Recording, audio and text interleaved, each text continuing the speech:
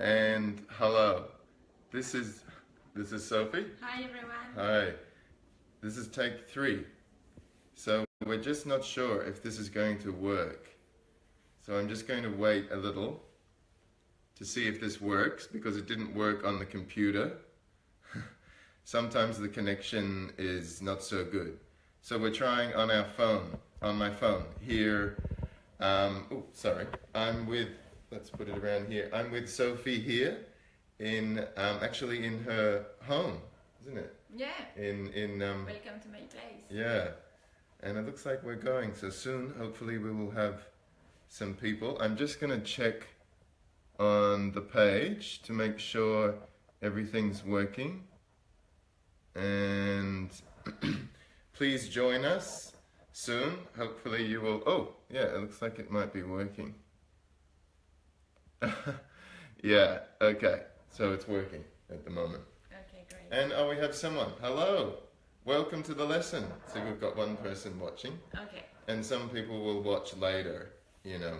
So, hi, and thanks for joining. And say hello and leave your name down here. I'm here with Sophie from Paris. So I'm quite excited to chat with her here as I'm traveling in Europe.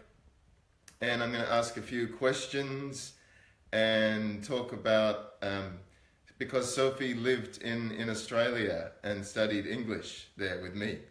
And so that was really great. So let's just chit chat. Yeah, let's do that.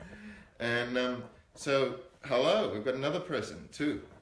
So, Sophie, can you tell me, so first, when did you go to Australia? Well, I came in Australia in January and I traveled for 3 months. And then I decided to settle down in Sydney to find a work and to improve my English. It was the main goal. So, yeah, you did really well. Yeah, I'm trying to keep practicing now, but yeah, it was the first step in Australia. Yeah. So then when I found my house share and my work, I found out Nick on Gumtree. And I was like, oh, maybe it could be a great opportunity to have a teacher just to help me to fix everything. You know, when you learn a language, sometimes you have some doubt and some hang-ups. Some hang-ups. So some of you maybe don't know what that means. Like, so, oh, hello, thanks for the like, and please leave a comment. Hello, Pawan Dalakoti. And he's got a question for you in a moment. So, okay. A hang-up. So this is, Sophie's teaching you a good expression. To have a hang-up means to have some insecurity about something or a lack of confidence about, is that what you mean? Exactly that, yeah. Just because you can hear a lot of words around you, but you are not really sure to be able to use it in the right context. Exactly. So that's why it was very important. It was if you get the chance to have a teacher just to help you to be more secure, I think it's the best thing to do. Yeah, especially because you were good level already, or just intermediate maybe, or so you can understand English and use some English to get by. We say to survive in the town. Yeah. But then you want to feel more confident, so you want to know, maybe if you're making mistakes or. Yeah, actually, it makes your trip very different. If you can, as you know, as you said, if you can get by, or if you can have a chit-chat, a conversation, with people. Yeah. So this is very, very different, and you can get immersed easier with that. Yeah, get immersed in the language. So just live in the language. And so, hello, teacher. So Pawan said before, Sophie, do you have any friends in Australia? Oh yeah, I do. Yeah, I do a lot. Yeah, and I miss them every day. Yeah. You lived with some people there, and you worked in Sydney, didn't you? Yeah, absolutely, I did. So I used to live in Surrey Hills, which is a very nice area in Sydney, and lucky me, my work was in Surrey too, so I had a very very great life down under, and my friends were around everywhere in Sydney. Yeah, and you had an opportunity to talk to a lot of Australians, didn't you? Yeah. And actually, a lot of Australians, that's right, but lot of immigrants too. Yeah, like so many from many countries. Yeah, from many countries. A lot of tourists, but a lot of people with a different background. So it was very, very interesting. A very rich experience. Yeah, very good. Hello, everyone. Thanks for joining. We have a few people watching. So, yes, I do remember you, Pawan. Of course, he's asking me. Pawan was one of my students as well from Nepal. Can I get a link of the? I'm not sure what you mean there. But somebody said, where are you from? Well, I'm from Adelaide in South Australia. And I'm from Paris. Yeah. And Sophie you live in a really beautiful area here. Yeah. Near Paris. It is. Actually, just to be more accurate, I'm living 5 k's away from Paris, which is very close to get out and to get some drink and to get dipped in the Paris atmosphere, and it's far enough to be in a quiet place. It's a very happy place here, so I live right between the wood and the river. So yes. I like this area. Yeah, great. It's I was saying to Sophie yesterday, it's the best of both worlds, because that's an expression, the best of both worlds, which means she has the city, the cosmopolitan life in Paris, but the beautiful, because it's quiet here in this area, and the nature and the woods. Yeah, it is. And the river. We are in the middle of the nature. Yeah, it's beautiful. And we can see the duck, when they go out of the river. And the ducks. Yeah. And we can see some horses as well. Oh yes, there's a lot of horses around here. How are you? Shani. Hi Shani, we're good, thank you. Shani B. Bhatti, where are you from? Please tell us where you are from and ask some questions. If you have a question for me or Sophie about her English practice, maybe you are trying to practice English and you want some advice, so I have a few questions for Sophie. First, okay, maybe I just want to know, why did you choose Australia? Did you have a reason, or did you have a... No, I can't really explain why, but so as I said, it was very important for me just to improve my English for my work and for just to be more connected to people in the world. I thought, if I have to go far to learn a language, I want to be in a place that makes me dreams. So Australia for me was like a dream, and it was a nice place to travel. And it's so far from France. And so different. So I couldn't go to London just because it's like a neighbor country for me. So it was not exotic enough. Yeah, not exotic enough, So I think that Sophie, is it a bit dark? I think Sophie jumped in the deep end. Yeah. So just want to join Sophie's friends in Australia. Pawan is wanting to meet some other Australians in Sydney. Okay. Because it can be difficult for some people to find Australian or native speaker friends. Yeah. So maybe we can connect you, Pawan. Maybe we can send you after, some names and also some suggestions on how to meet people. So someone here says, "Hi, Sophie. Can you speak a bit louder?" Yes. Oh yeah, sorry. Maybe we just need to put the camera closer. Okay. Yes, close to the screen. Okay. And she just said, "Can you bring it closer to the screen?" And thanks, Hang, for telling us that. So, and currently I'm in Cooma. I'm working as an engineer. Someone is working as an engineer, Pawan, So what advice, Sophie, would you give to someone living in Australia who has wants to improve their English or has trouble meeting people, Yeah, you know. I would say you don't need to be a social butterfly, but please don't be shy to get immersed. There is so many different ways to meet people and to improve your English, to practice. So you can do sports, and if you don't like sports, you can get drinks with some people from everywhere in the world. For that, there is an application which is Meetup. Meetup. Yeah, Oh, Meetup. This is a very good one, and in Australia it works a lot. You know, I try to do it in Paris to keep meeting people. Yeah. But it's a very slow and there is not a big community as Australia. So this is meetup.com. Yeah. Meetup, MEET.com. Sorry, meetup, UP. Yeah, meetup.com. Yeah. She can hear your he or she? Sorry, I don't know. She says I can hear your voice so clearly now. So that's okay, good. Great. So Pawan, how about I told Pawan before actually about meetup.com. Yeah. But Sophie actually used it. So I was really impressed because she came to me this year to study English, and Sophie said that she joined some groups, like conversation group, was it? Yeah, it was conversation group. And another like sport, hiking or something?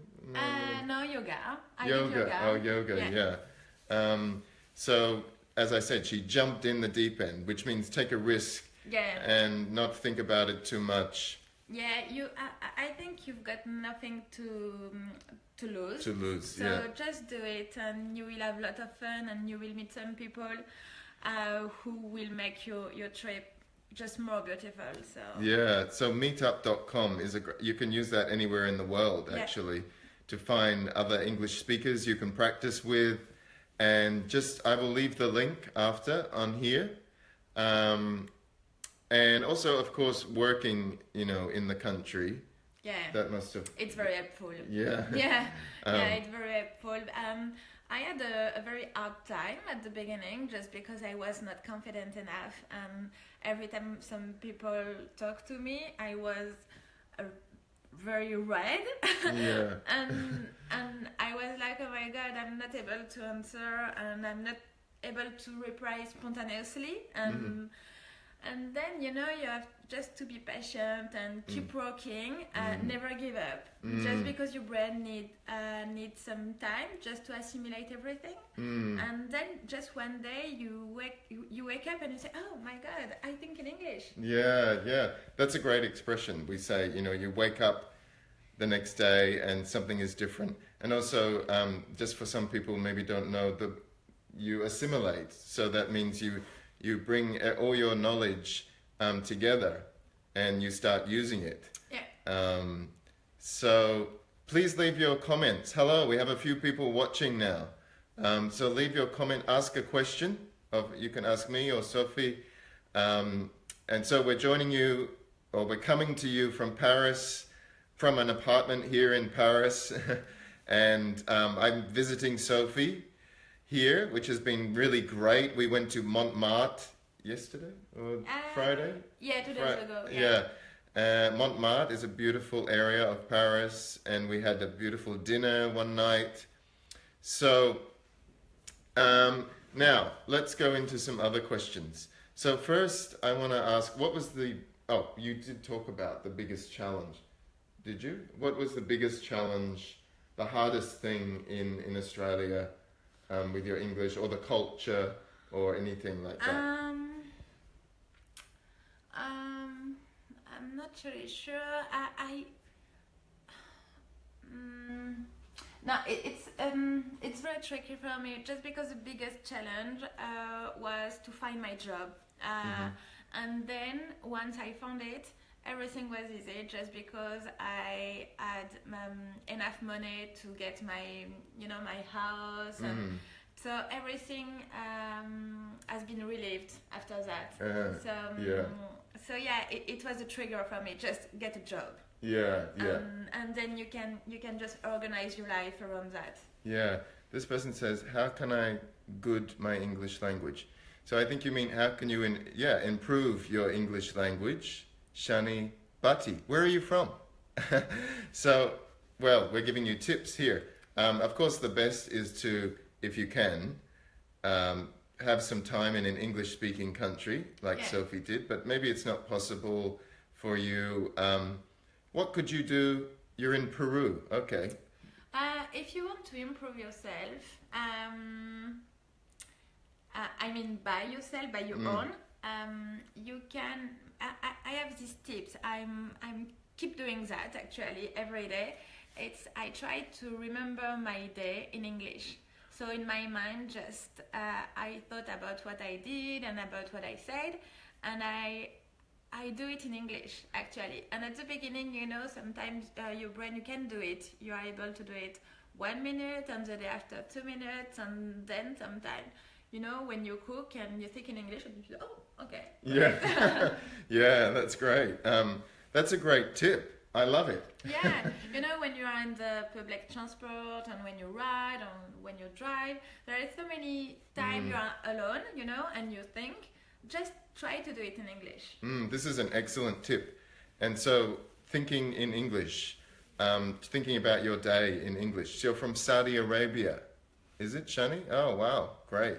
And Patti is from Peru. Hello. Oh. Welcome to the lesson. To the chat, the chit chat with Sophie. Excuse me. So, sorry. Oh, thinking in English, thinking about your day in English, and when you're traveling on the public or doing your cooking, trying to, you know, think about it in English. So that is, he says, thank you. That is a really great one, a great tip. So you can do it on your own. Of course, you need to be motivated though, don't you? So you need to find other people who are learning English. And you studied English before you came to Australia, of course? Yeah, of course, in France. So I studied English for maybe a dozen of years, which is a lot. But the thing is, in France, when you study in English, you never learn to speak in English. So actually, before going to Australia, I had a very good writing. Yes, good writing and reading. And reading as well. But I was not able to speak. All the time I heard my voice, nothing happened. You know? I was totally blocked. And yeah, this is common for a lot of people studying English in their country. You learn the reading and the writing, but we call it passive knowledge. Yeah. Right? It's not... 100%. It's not active, so you've got to try to make it active. So finding opportunities to use it. So I'm trying to study French, but I'm a little bit slow. But even here in France, I'm trying to listen to the French and trying to use it, but it's... Speak up some more. It's not... Sophie has to be very patient with me. No, it's all right. So, somebody has a question here. Let me just... Your name is Rodica. You're from Romania. Oh, wow. And you're watching with pleasure. I'm learning English with your help too, and I enjoy it. I have no opportunities to talk. Yeah, that's right. So, well, it might be difficult. It depends where you are to find people, but you can use the Real English Speaker community. I'm going to have more opportunities to help people, but also meetup.com, I think, is in most countries. And, you know, maybe you can find some friends who are also practicing English. And you can read as well. You've got a very, very easy book at the beginning. If you want to do it on your own, just take a book, and if you read and if you don't understand some word, don't check out the translation immediately. Try to figure out the meaning of the word in the context. Yes. So it's exactly what I keep doing it. I've got my book, which is just here. A book, yeah. Yeah. This one, yeah. Yeah, this one is a bestseller and it's not that easy. So even for me, that's a difficult one. Yeah. Yeah, there are so many words because it's about scholars and it's evolution science of and science. Yeah, exactly. History. This one is called Sapiens. It's backwards on here, I think, but it's called Sapiens, about human history and how we evolved. And yeah. as a humankind. So even if there are a lot of words I can't understand immediately, just I try to say, okay, I'm gonna read all the page, and if it doesn't make sense, I will try to find the translation. And otherwise, just I say, oh, okay, that was the meaning, you know? I try to figure out on my own and say, yeah, that's okay. Yeah, exactly. That's really good advice too. Reading, you can do by yourself. And reading aloud, I always tell my students to read aloud. Yeah. So read in your head first, and then try to read slowly aloud and practice the sounds of the words. And, you know, so, yeah, find an easy book, a short little book to begin with.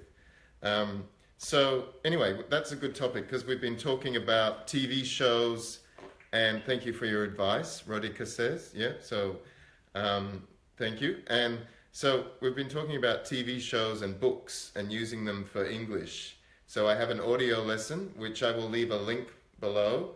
I chat with another friend named Narelle, so you should check it out on my website. You can listen to our conversation, and there's a transcript of the conversation, and there's the vocabulary, some expressions about watching TV shows and books.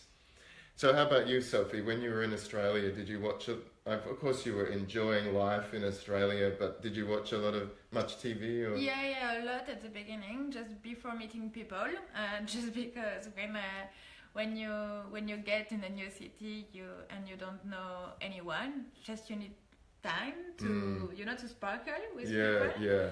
And so I used to watch some TV shows, which was How I Met Your Mother. It was one of my favorites when I was a teenager. But I think it's a good thing to do, definitely. But it's also it's a passive way to learn English, just because you read, and even if you can get used to the accent. Yeah, I'm not sure. I think read is more, you are more active, just because you can use your mouth and do it out loud too. So definitely, I agree. Reading aloud. You can also try some of my techniques of watching a TV series and then finding one part and then going back and watching it again and trying to speak and copy the actors. It's a little bit difficult, but sometimes you can do that. But let's talk about just the topic. What are your favorite TV shows? So you like How I Met Your Mother? Yeah. And what kind of movies and TV shows do you like to check out? I don't have a favorite topic. It's I could watch anything. Okay, great. Yeah, so any kind of genre. Or... I'm not a big TV watcher usually, so I'm most interested in movie. Yeah, okay. Everything. So anyway, let's go on to we'll talk a little bit more. So ask any questions if you have them, and. So what are your goals next, Sophie, for travel and, anything like that? So I started a new work in Paris now. So I'm a customer success manager, which is very, very exciting. So what is it? A customer success manager. Success manager, yeah. So basically I'm gonna help my clients who are all the European countries to develop a new IT solution. Oh, wow. So I have a contact in every single country in Europe. So you have an international job, don't you? Working with... Yeah, totally. So I'm working in Paris, so the headquarters is 100% French, but all my clients are European, or even from Chile and from Argentina soon, and from Brazil. A lot of South American and other European. Yeah, some of them, and India, and Morocco. Oh, Morocco! Africa. Wow. Yeah. So your signal is not good. Oh, I'm sorry to hear that, but this signal is okay. So you use English a lot in your work, don't you? Yeah. From October. So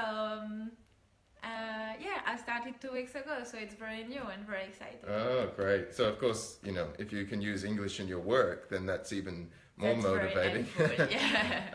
That's so very helpful. hopefully you can do that, or you can have a goal to do that, to find an English-speaking job. Yeah. Or even just a side job, like a part-time or a hobby, or somewhere that something that you have to use English in. Yeah. So also, I had another question. What was it? So you're using English a lot here in this next. Oh, do you plan to go back to Australia? Oh, I would love. Actually, I would like to get my PR, which is my permanent residency. Yeah. And to return to Australia as a resident. Yeah. By some point. Wow. I don't know when. I don't know how. But yeah. You want to live there? Yeah. Yeah, I for would a period of time. And what did you love the most about Australia that makes you want to go back? Yeah. The way of life. The way of life, yeah. The way of life was just amazing, and it was just I can't explain. You know, some people. I speak with some people who hate Australia. Hate Australia, yeah. And I think it just it depends of you and what you expect of life, what you expect of your daily routine. So yeah. Yeah, because it's, I guess, very different to parts of Europe. Yeah. And it's quite laid back. We say laid back, easy going. Do you think? Yeah. Easy going lifestyle, and some people might think it's a bit lazy, but it's just not really lazy. It's casual, and yeah, I totally agree with easygoing, and the weather is so nice. Yeah. Well, I hope you can get back to Australia. Yeah, hopefully. And any more questions we've got here? When you're coming back? I don't know. You don't know exactly. Oh no. Yeah. Definitely not before 2020. So, okay, yeah. Great. So we're going out into the sunshine here soon. It's quite a beautiful day in Paris, and I hope you enjoyed this chat session and you got some tips. And so leave us any more questions after, and later we can reply to your questions. All right. Thanks, Sophie. Thanks for this. Thanks so much. Thank you, everyone. Yeah. All right. See ya. See Bye. ya. Bye. Bye.